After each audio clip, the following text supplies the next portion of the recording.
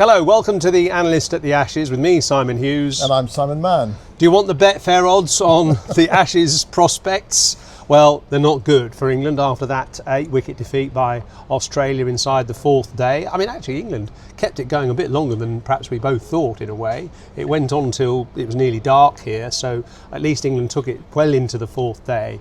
But sad to say, with a 2-0 scoreline now going into Adelaide in 10 days' time, the Betfair odds are that Australia to win the Ashes 93%, and 4% England, 5% a drawn series. So, you know, it's pretty remote chance, isn't it?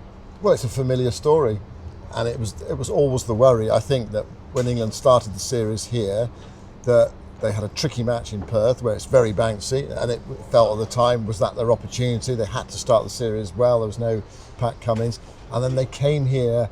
Look, we said it, against Australia, so good at home, against the pink ball, and in Brisbane, perfect storm. And it kind of worked out like that, didn't it? Australia dominated the match. England's 325 wasn't enough on the first day. I sort of felt it at the time.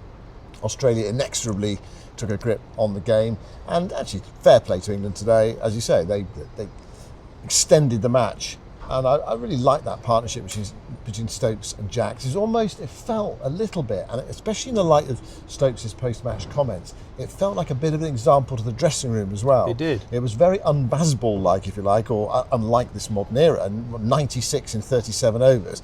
But it said, this is the sort of way you need to play. You know, Australia is a country where you've got to be tough. And actually, Ben Stokes afterwards talked about, you know, it's not a place for weak men. And there was a suggestion, I mean, obviously he didn't name names, but there was a suggestion that perhaps some people in his dressing room are not strong enough mentally. And you know, he talked about, you know, when the game was right in the balance, you know, we seem to fade away. And that, you know, that's obviously quite worrying. It's something we kind of observe from the sidelines, but there's an admission there, possibly for the first time actually, that, you know, all is not right in the camp. No, and you can't really argue with that, can you, with some of the mistakes England have made? And actually, it's interesting, it's little mistakes which escalate the situation in the game in favour of the opposition. Like, for instance, giving away your wickets quickly at the end of the first innings, which then allowed Australia to bat in nice conditions on the second day, and then, you know, by the time England took a second new ball, you know, the game had got away from them, and you know, it wasn't. England hardly ever bowled in perfect conditions with a newish ball, whereas Australia consistently did, and that was due to England getting bowled out too quickly, dropping catches at crucial moments, and so on. Listen, let's hear from Ben Stokes actually, because he was quite sombre in his press conference after the play, and here's his comments on the importance actually of mental strength in Australia. Everyone fights for the team. You know, if we didn't feel like people were going out there and showing fight, then, you know, believe me, they wouldn't be here.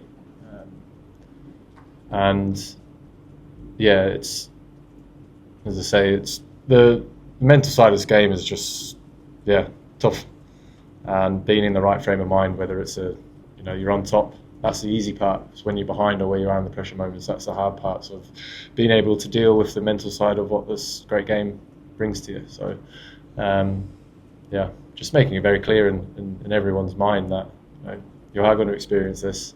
What are you going to do to make yourself feel comfortable in those moments? You know, because you know, we've been the team who have done that to other oppositions before, where we have, you know, put them under serious amounts of pressure and they've not been able to stand up to what we've offered. And at the moment, we've not been able to stand up to what Australia have thrown at us.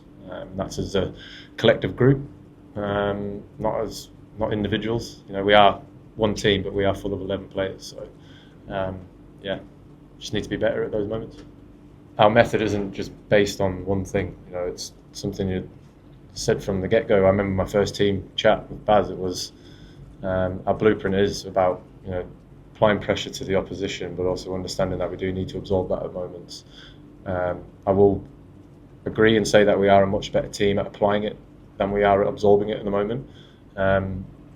And, you know, you'll always see us chase the ball hard to the boundary, and you'll always see people leave everything out there on the field. Those are the four things that is the blueprint of this team. And out of the 4, we can definitely look to improve on the moments where we need to absorb those, and just understanding the situation a lot better about what that looks like. That first innings with the ball, this game in particular, it was actually, I think it was myself and Bryden who let all that pressure off. We weren't able to sustain what Jofra and Gus did with an opening partnership. Like, they've got Travis Head now at the top, who he plays how he plays. He's very, very difficult to bowl to. When he gets going, he is tough. And batsmen, can hit you off the area where you want to zone in on. But I think, me and Bryden know that we weren't able to back up Jofra and Gus's first spell. And we weren't able to deliver the consistency that Australia delivered this whole Test match. It was a lovely crack down, running down the wicket that, Scott Boland and Nessa, I thought, in particular, were incredible at hitting. So yeah, when there's something like that on the wicket that can assist you, and you're not consistently be able to hammer away at that, that's what it was. We let the game get away from us very, very quickly. It was always going to be tough to bring it back, and also I know we took 12 wickets this game, but it felt like 17 because of the drop catches. So in a Test match at this level, you just can't do that. Look at Steve Smith's catch today after me and Jaxie got 3.5 hours together. Just completely changed where it was at. Alex Carey, unbelievable behind the stumps, a couple of catches, all that kind of stuff. So, you can't drop catches at this level and not expect them to bite you in the arse. Teams who come to Australia can't be, soft or weak, whatever it may be, because that's how it is out here. It's a tough place to come, but I see it as there's no room for that in the dressing room that I'm in charge of. So yeah, double-edged thing there. Can't come to Australia and be weak, but you also can't be in my dressing room if you are. And there is none of that. We pick people on ability and skill, but we also pick people on character and mentality. So a few things that obviously need to be addressed when I think on that, but I know deep down that we've got characters who I know that can stand up to what we've got to do over the next 3 games. So Ben Stokes is right, isn't he, that basically Australia is not a place for weak men. Well, actually, Test cricket generally isn't, but I mean, you can get away with it, can't you? You can get away with foibles and weaknesses and so on, and against some Test match teams, even in England, where conditions and perhaps the expertise of England players in English conditions can get you out of trouble. But here, where it's relentless, where Australia keep the game quite simple, really, don't they? Actually, what they do is they say, okay, the longer you bat, the easier it becomes. The longer you bowl, the tougher it becomes, and that's their approach to batting. And both Stokes and McCullum after play, and actually Steve Smith, in fact, also paid tribute to Australia's lower order: Mitchell Starc, Scott Boland, Michael Neser. Even Brendan Doggett, yep. Staying in and just eating up time, eating up balls, exhausting England's bowlers, sort of almost eliminating their aspirations and their hope and their kind of optimism, and making it more possible for Australia to bowl in perfect conditions as well. Just simple tactics, stay in. And they added, those last 4 wickets added nearly 200 runs and batted for 50 overs. That's a big part of why Australia won by 8 wickets. Yeah, and it needed England to do something similar today. Yes. And Ben Stokes and Will Jacks, they got a certain distance, and then when Jacks was out, I have to say I found Gus Atkinson's shot today I agree. Almost inexplicable. Yeah. They just seen a huge example set by a novice Test player in Will Jacks, and a very experienced one, the captain himself, and Steve Smith put all his men on the leg side. In fact, he changed the field. He brought himself out from slip and stood on the leg side. You knew it was going to be short, because that's what Australia have done in this Test series so far. Lo and behold, Brendan Doggett bowls it short, and Gus Atkinson hits it straight to Steve Smith, where he just positioned himself. And there were a whole phalanx of fielders on the leg side waiting for that exact shot. It just seemed utterly perplexing. I don't know whether that was the kind of incident that Stokes was referring to afterwards, when he talked about not being strong enough or getting our mentality right. But there were quite a lot throughout the game. I mean, you could even say someone like Zach Crawley, who actually had a pretty good game, didn't he? After what happened at Perth, where he got a pair. He made it 70 in the first innings, 40 odd in the second innings, so he averaged over 50 in the game. But the dismissals were just kind of soft dismissals. Yeah. And any self-respecting batter, when you get in like that, you really got to make it count. And he didn't. So I don't know whether that was a reference to that. It was Ollie Pope's shot. It was Harry Brook's shot. Even Jofra Archer tonight, who steamed in. I mean, goodness me, I don't know whether something was said in the dressing room. He steamed in. He bowled 150 kilometres an hour, which is rapid. At 93 miles an hour, and it's rapid. And then there was words with Steve Smith, and actually Smith made the point. It'll be plastered over all the websites and in newspapers tomorrow. You're bowling quick now, champion. When the game's gone, was what the gist of what Steve Smith said to him. There was a set two between the two of them, and actually, I said this to you before, didn't I? In every Australian sledge, there's always at least a grain of truth, and in this case, there was quite a lot of truth in it, wasn't there? From Steve Smith coming back to Jofra Archer, and it needed to be done probably earlier in the game, in the first innings.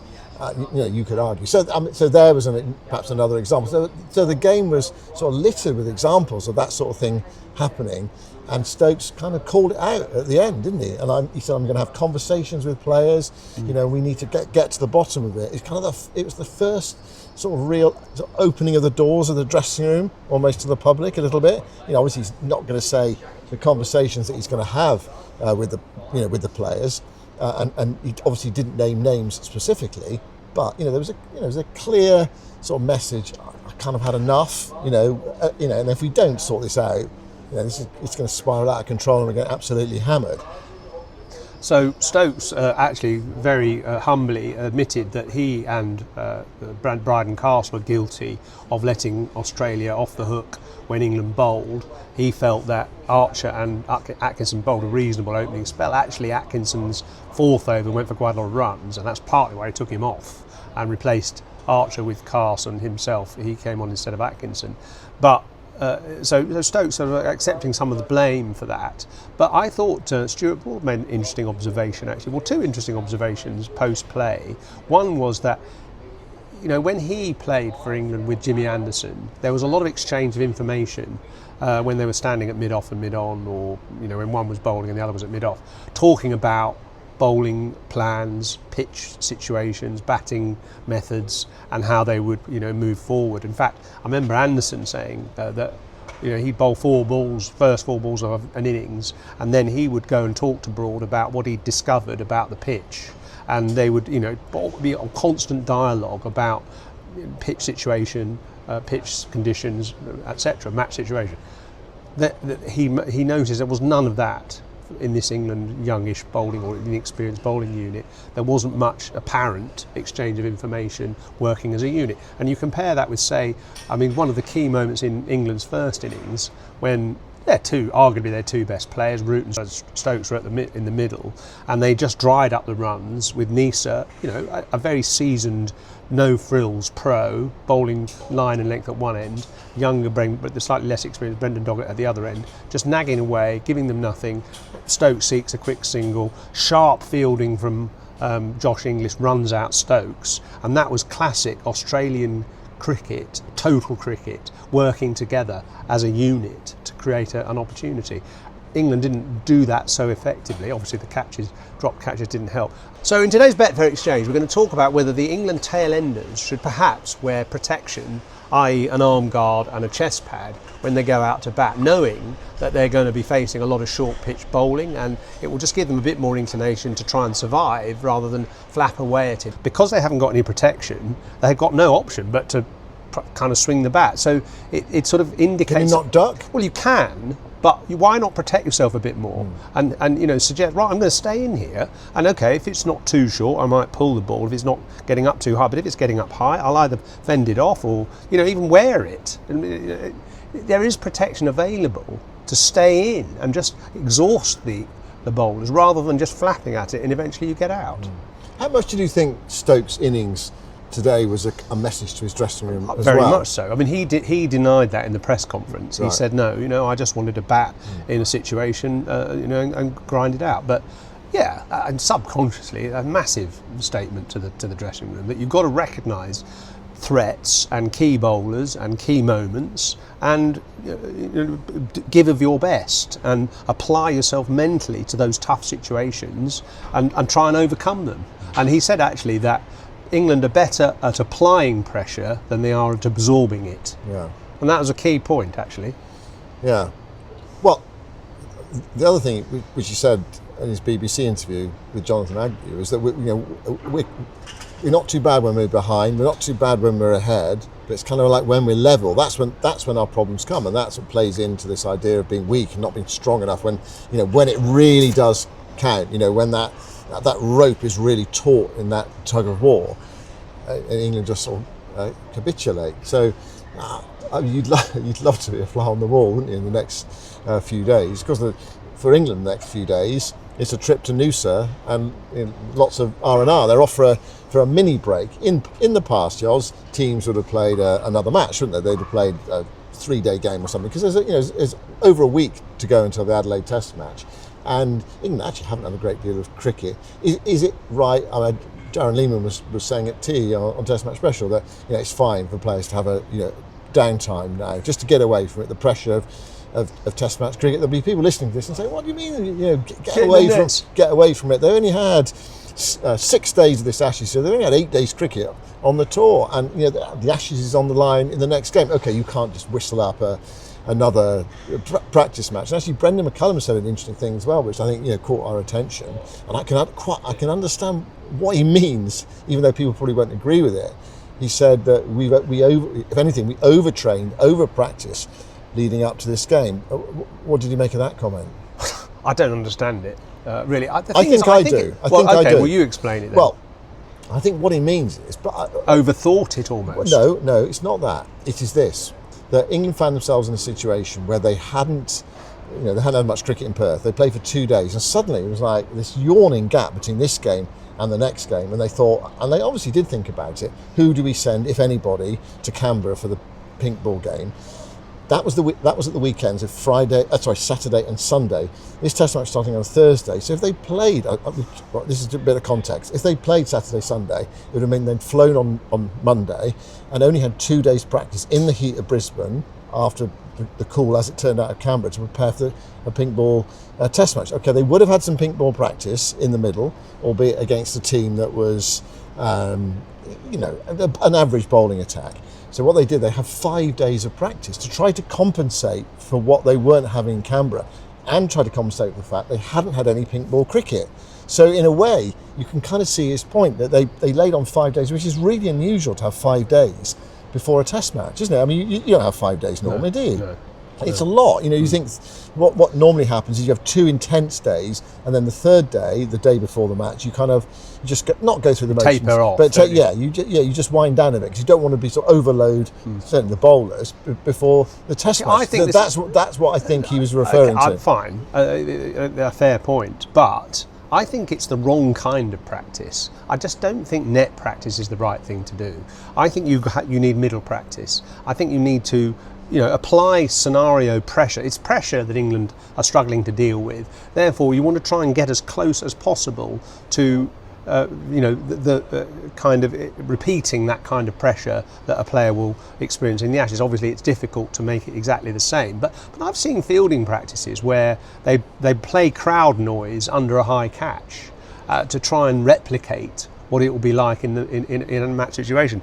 It's very difficult to do, obviously, but what I would do, and this is what the Strauss team did that won here in 2010, is they would go to a decent ground and they would say, right, we've got Bresnan and Tremlett opening the bowling, and it's Cook and Strauss opening the batting, and they have to get 30 runs off the first 10 overs without getting out. And they've got a proper field setting, and you can introduce little sort of challenges and little rewards if you perform well. The bowlers have got to get wickets, the batsmen have got to stay in, and you can set all sorts of little targets in those sort of situations, which creates that slight replication of pressure situation in a match.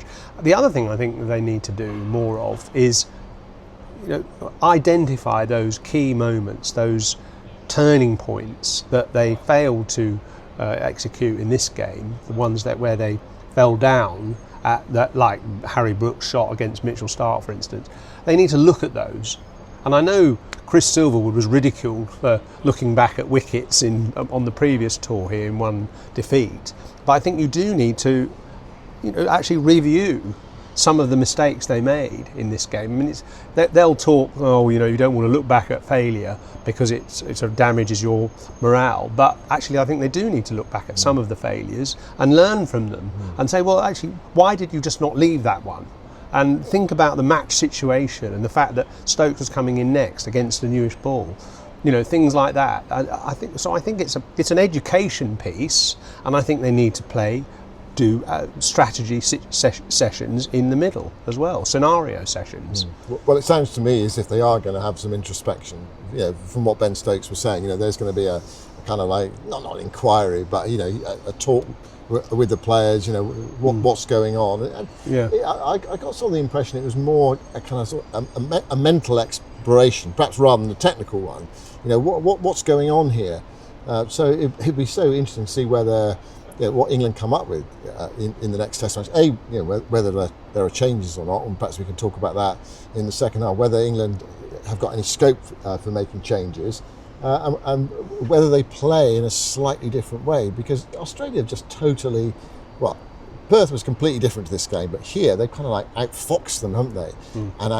And the strategy has just been so much better from Australia. Okay, they know how to play pink ball cricket because they played a lot more of it than England do. So I think England were coming into this game with a distinct disadvantage because they just don't play pink ball cricket. It is different. Under the lights, it is different. Players, I think, just struggle just to see it. I think it's that more than anything. Tim Payne was saying it. Steve Smith has said it. So if they're saying it and they play quite a lot of it, then it's probably true, isn't it? So I think there was that. And it's the Gabba as well. And, there's all that. It's all in the pot. And I suppose in a way, one thing you would say now is they're back to more ordinary cricket, day cricket in Adelaide, and we're interested to see what pitch we get there. I think the feeling is there's pitches this season and recently there's just been a bit more in it for the pace bowlers. You think of Adelaide, normally you think of, win the toss bat, put 450 on the board. And whether we're going to see that remains to be seen. But anyway, it does feel as though there's more normal, inverted commas, Test matches ahead. Let's just focus on Australia just for a minute, because obviously they've won the match. They've played incredibly good cricket. They won the game in a flurry of boundaries and sixes and an altercation between Smith and Archer, which was quite exciting. Actually, under lights, it was very gladiatorial.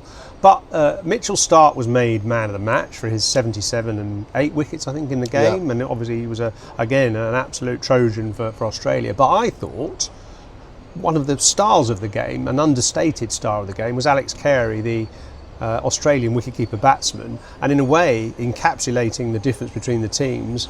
Carey took 7 catches and also played a really important innings, 63 in Australia's first innings, which got them up to that 500 score.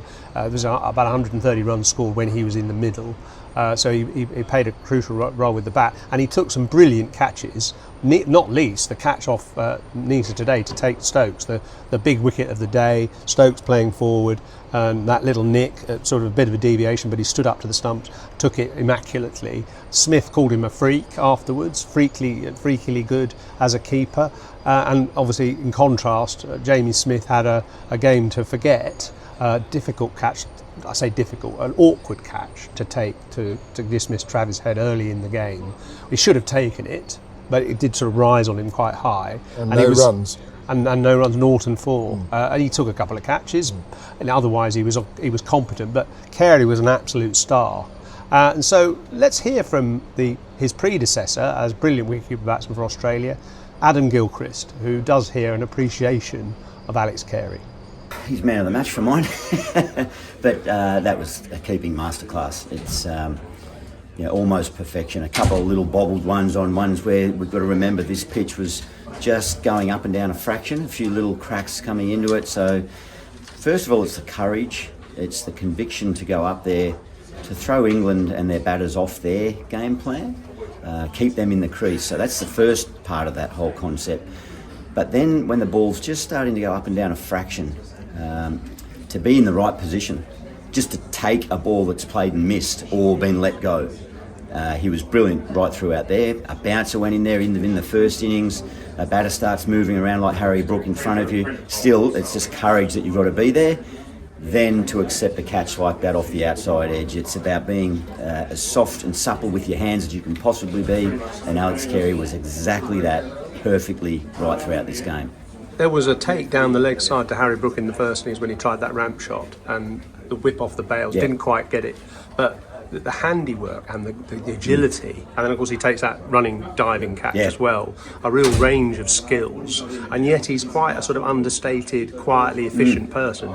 He is. His value to this team is, it's right up there as valuable as any player in the team. There's no doubt about that. What he contributes with the bat, his work ethic, his leadership without having to have a captain symbol against his name. I'm just so thrilled for him. Disappointed that stumping in the first innings wasn't out, because then we'd be seeing it over and over and over and over again forever. But no, he's put on a masterclass there, and as I say, his value to this team is just extraordinary. So we'll look ahead now to Adelaide, the third test, 2-0 down England. Only that one time, 1936, we've talked about it already, when a team came back from 2-0 down in the Ashes to win it 3-2, Australia of course. The next test is in Adelaide, starting English time at 11:30pm on the 16th. In Adelaide it starts on the 17th, but because of the time difference, you can tune in to TNT Sports to watch live action from Adelaide, 11:30pm on the night of the 16th of December, 5-day game of course, and you can get to TNT by subscribing to Discovery Plus or going on EE, Sky or Virgin Media. Of course you will need a subscription to watch TNT Sports. So that's the test match that England are now looking forward to. Are they doing any practice? Well, not that much, it sounds like. They're going off to Noosa, which is up the coast in Queensland, for a bit of surfing, presumably, and a bit of golf. They need to chill out for a few days after this, quite kind of humbling experience. It's a very intense experience, isn't it, playing Test cricket in a place like this particularly. But the Lions have been playing a match at the Allen Border Oval up the road. It hasn't gone all that well for them. Well, certainly the first couple of days didn't. Jacob Bethell got some runs today. I think you thought, and other people have thought, that perhaps that Ollie Pope shot in the second innings, caught and bowled, was almost a droppable shot. Could Jacob Bethell come in for that test match? Well, it's a possibility. You think it's a possibility? Yeah, I do. It's something that's been touted for for a while now, hasn't it? I don't know whether it's the media touting it or, the fact is that Bethell played in New Zealand. Okay, and not like playing in Australia, but he performed well. He got runs. He made 90 odd in one innings. But it is incredible to think you're 2-0 down in the Ashes, and your solution is to bring in a player who's never scored a first-class 100 into your batting lineup and presumably bat him at 3. They did it in New Zealand. They were happy enough to do it when they batted at 3 there, and he did make runs. So it's a possibility, especially after what Ben Stokes said today. But England's top 7 has been so settled for such a long time. The thing is, there aren't really that many options. I mean, I was just trying to think what other options they could have, but there aren't many. I mean, they could change Jacks in the batting order. And by the way, he had a good game, didn't he? I mean, Will Jacks batted very well today. He batted for a long time and he got stuck in and he played well. I thought he bowled quite well too. He spun the ball. He was pretty accurate. Took that brilliant catch. Of all the England players, he can come out of this game with quite a lot of credit. Yeah, so what they could do is they could move him up the order. But I mean, is he a number 3? I mean, it's a big thing to put him in at number 3, isn't it? So you need a number 3. I think Ollie Pope's a 5 in Test cricket. I think he's a good 5. Yeah. But they've got Harry Brook at 5.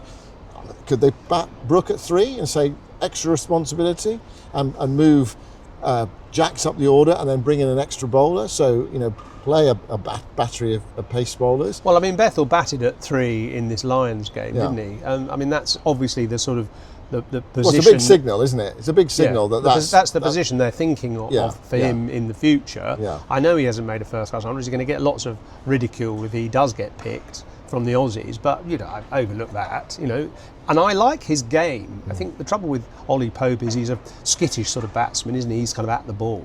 And what England need is a calming influence. Root obviously provides that, but someone else who can play, with soft hands and just negotiate kind of tricky situations with a calm head, which Bethell actually has. They've also talked about him as a guy who, is smarter than his years in terms of cricketing understanding. Well, again, that's something that could be tested, but he is someone that they regard as having good kind of cricketing acumen. Yeah, well, he's been through the system, hasn't he? He's been in it for a while. They've given him the captaincy of the T20 team in Ireland. He captained England under-19s as well. So, and he has had some success. When he's played for England, got that brilliant 100 against South Africa in a one-day match at Southampton, albeit the series has gone. So, that is it's certainly a possibility. And you can also say, well, look, they're 2-0 down, then we smacked twice by 8 wickets. What could possibly go worse? We might as well make the change, be bold.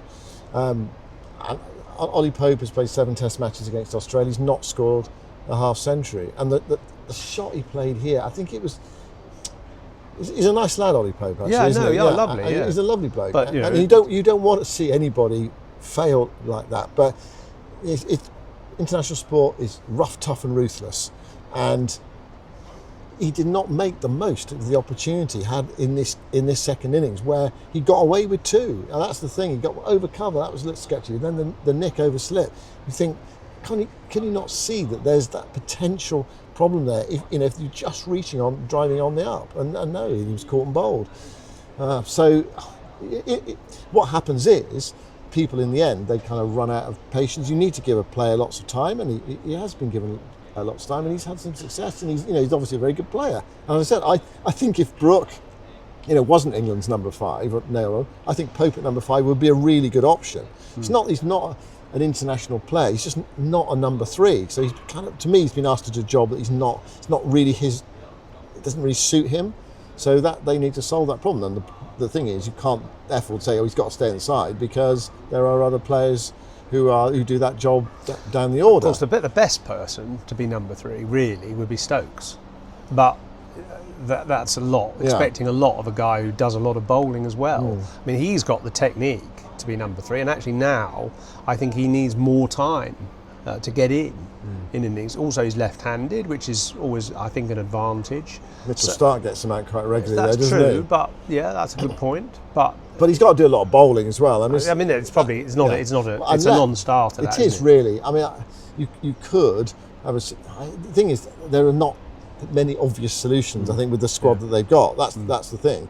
I mean, me, I was liking Tongue as a 5th pace bowler, and I know Jack's had a good game, and if Tongue had played, of course Jack's wouldn't have played.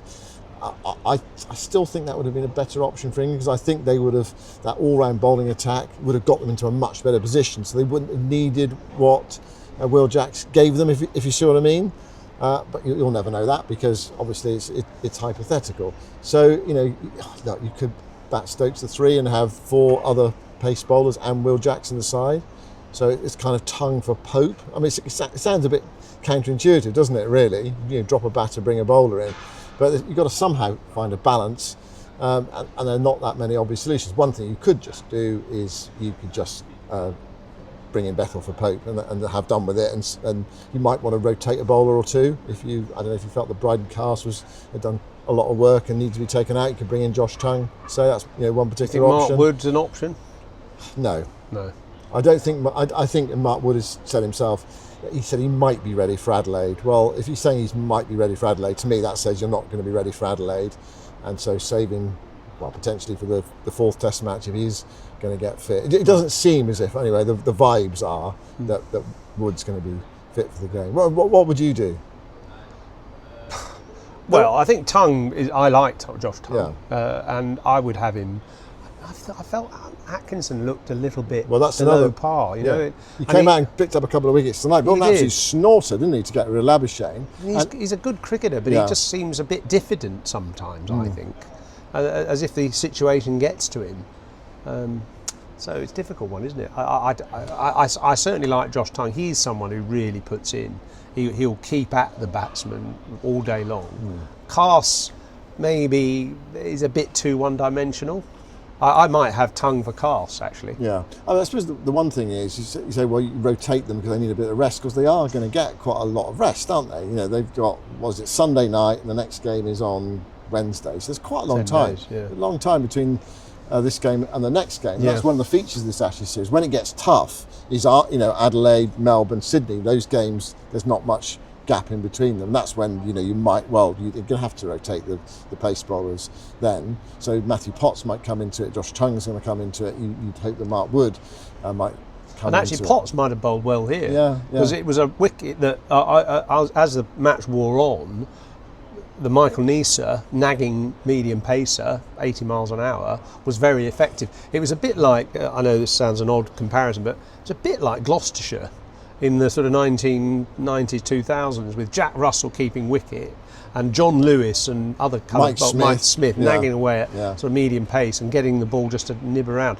Well, a great time that was. I was one of the great sure times in cricket. That yeah. He didn't win the championship. He won a few one-dayers. Few. Yeah. A few. They won the whole lot in one season. There were three of them. They did very well. They were very good. And Jack Russell behind the stumps saying, as he took the ball and the batsman played a miss, not convinced, he used to say, about the batsman. Did you ever play against Jack? Yeah. Yeah? I did. I got him out. I got him out. He didn't like facing me. I got him to nip across him. Anyway, that's really irrelevant. But the Carey's method, standing up to the stumps, pulling the batsman back into the crease, and then enhancing Michael Neser's impact and effect, was one of the key moments today, and it did remind me a little bit of the way Jack Russell kept wicket. Yeah, and also as well, there was a lot of comment about Australia leaving out Nathan Lyon. Well, it's hard to disagree with an 8-wicket win, isn't it? And the bowlers collectively doing the job for their team. So I mean, Cameron Green was very much a fifth bowler, wasn't he? And the others were to the four, the four main ones plus Cameron Green, but they did have 5 pace bowlers. And lo and behold, Neser, kind of like Joker in the pack pick. What did he come up with? 5 for 40. Superb. And absolutely superb. A brilliant.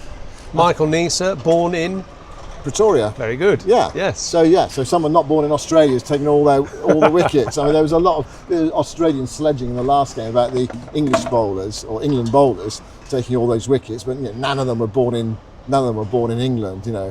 But Michael Neser, born Pretoria. So look, it's a very different world. People are born one country, they come and live in another. That's the nature of the beast, isn't it? It's much more the modern world. Australia in the next Test match. I mean, we said Neser was a kind of like master stroke in a way to come. Hard to drop him now, isn't it? Well, I think they will though. Yeah, they will. Yeah, they will because they'll bring Lyon back. Yeah, and they'll presumably bring Pat Cummins. Steve Smith said in his press conference, it's time to hand over to Paddy now, unless Cummins pulls up, injured before the next Test match. So so it'll be Stark, Lyon, Cummins in the next game. England will win by an innings of 400 runs probably, with those two back in the side. Look, it's a massive challenge for England. They're 2-0 down. They've been there before. In fact, they've been here. They've been here last 4 Ashes series in Australia. They've lost the first 2 Test matches. They lost the first 2 last time in England.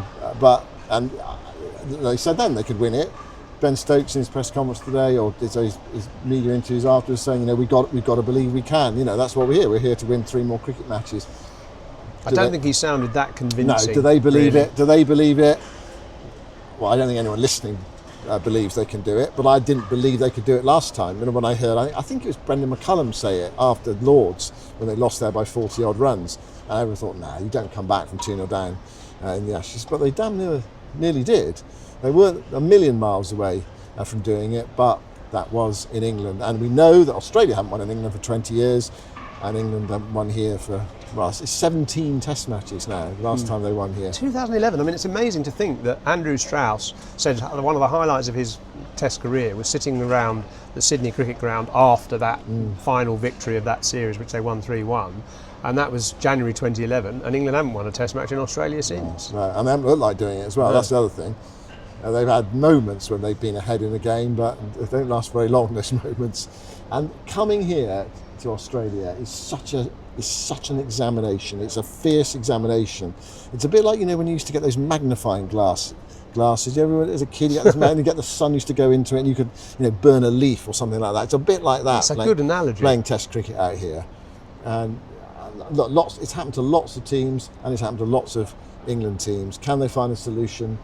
I would be very surprised. I mean, there were indications today, from Stoke just showing the way that this is the way to fight. So that's what you want to see from England. Actually, you don't want them just to capitulate 5-0. So you can perhaps see them pushing Australia, and you can perhaps see them, not going down to a 4-0, 5-0 defeat, depending on the weather. But I'm afraid, from this standpoint, we can play this later in 4 weeks' time when England won 3-2. But I cannot see it. I cannot remotely see it, and I'm sure all our listeners cannot remotely see it as well. It's sad, isn't it, for people who are coming out from Melbourne and Sydney.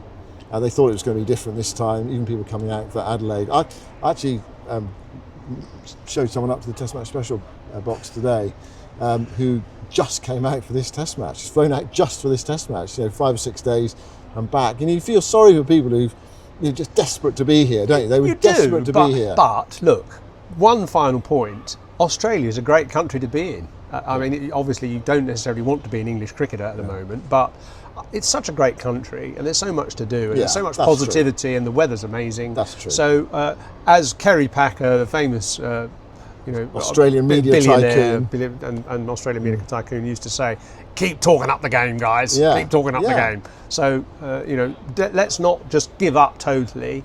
There is still a glimmer of hope that England can do something here.